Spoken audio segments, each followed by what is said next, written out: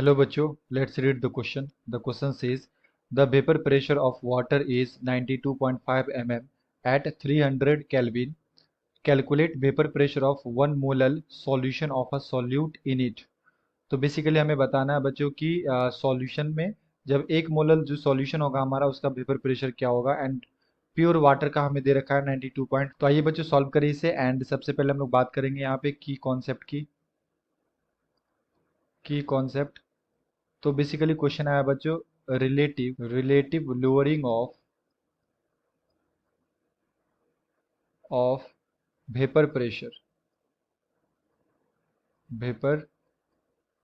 Pressure and इसे हम लोग कैसे रिप्रेजेंट करते हैं बच्चों, P naught minus P of solution by P naught is equal to mole fraction of solute. Mole fraction of P naught जो होगा बच्चों ये हमारा क्या होगा, प्योर का vapour pressure and P of solution हमारा क्या हो गया बच्चों, सॉल्यूशन का vapour pressure.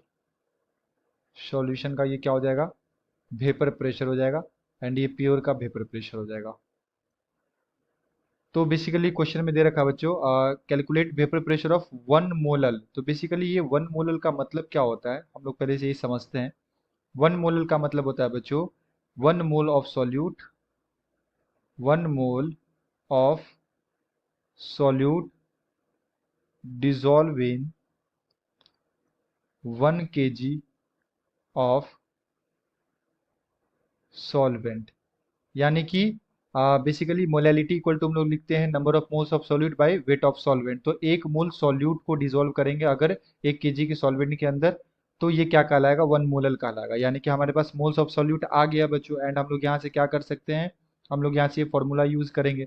So P naught of A यानी कि जो हमारा प्योर सॉल्वेंट है minus P of solution by P naught is equal to mole fraction क्या होगा बच्चों यहाँ पे, moles of solute divided by total moles यानी कि moles of solute plus moles of solvent.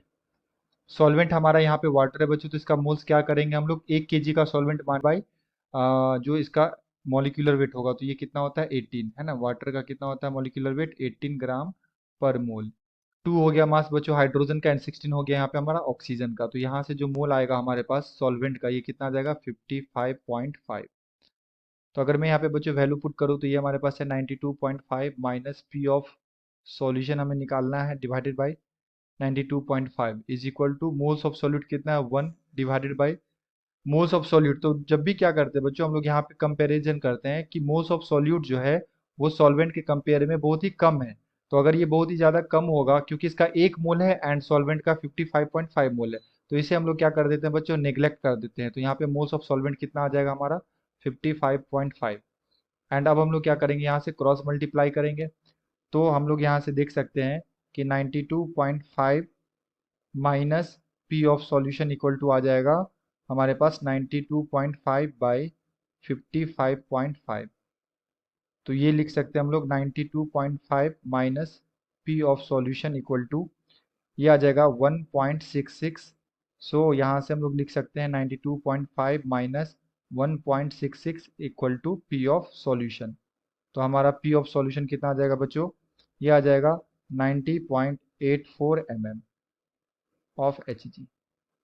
तो सॉल्यूशन का जो वेपर प्रेशर आएगा वो कितना आ जाएगा बच्चों 90.84। ये हमारा क्या हो जाएगा, आंसर हो जाएगा। ओके बच्चों, I hope you will be understood it well. Best of luck, thank you.